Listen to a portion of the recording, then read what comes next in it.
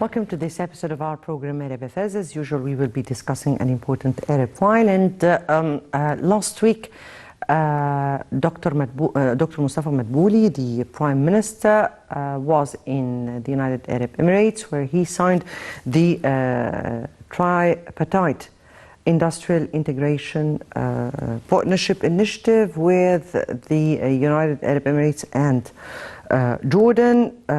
That is a partnership for sustainable economic development among the three countries. The ceremony has also witnessed the signing of several agreements among the three countries. This very important industrial partnership initiative is coming at a very crucial time where the Arab world, the whole world, are really witnessing lots and lots of crises. So it needs lots and lots of preparations among the Arab countries in anticipation for the repercussions. That what we will be discussing in our episode today. Before we delve into our discussion, let's first have a quick look on the Arab news that took place during this week, and we'll come back for more discussion.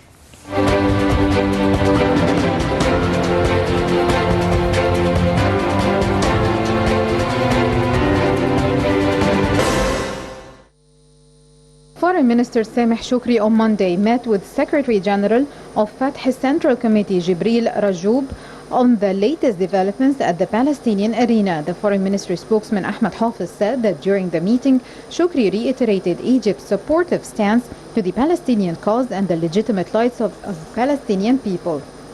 The United Nations envoy to Yemen announced on Thursday that the country's warring parties had agreed to extend the United Nations brokered truce for 2 months under the same terms as the original deal that was due to expire on Thursday. United Nations Special Envoy to Yemen Hans Grunderberg said that the parties to the conflict had agreed to the United Nations proposal to renew the current truce in an 11-hour move on the day it was set to expire. Grunderberg said that the extension of the truce had provided a rare glimmer of hope.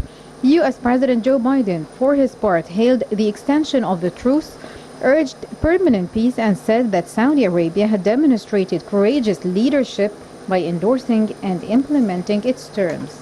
At least 5 missiles hit a sprawling Iraqi army base hosting U.S. troops in the country's western desert.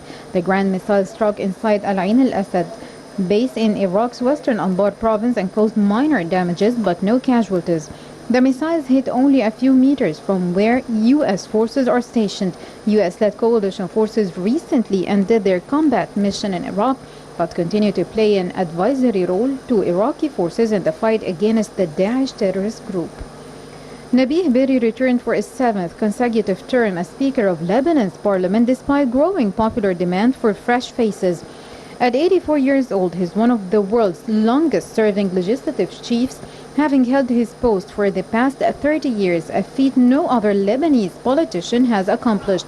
Berri has become one of his community's most successful leaders and one of the most influential political operatives in Lebanon's history. Famous for his quick wit and shrewd politicking, Berri won another 4-year term on Tuesday, gaining votes from 65 of Parliament's 128 members at their inaugural session. Turkish President Recep Tayyip Erdogan on Wednesday renewed threats of a military offensive in northern Syria, which he said would target Kurdish terrorists. Erdogan said Ankara was taking another step in establishing a 30-kilometer security zone along its southern border, adding that it would clean up Tal Rifa'at and Manbij, referring to 2 northern Syrian cities. He said they would then proceed step by step into other regions. Erdogan on Tuesday told Russian President Vladimir Putin that a 2019 agreement signed between the two countries allowed for the creation of a security zone along the Turkish-Syrian border. For a week now, Turkish leaders has been threatening to launch an operation against fighters of the Kurdistan Workers' Party. He is also targeting the People's Protection Units, a Syrian Kurdish group, and considers to be part of the PKK.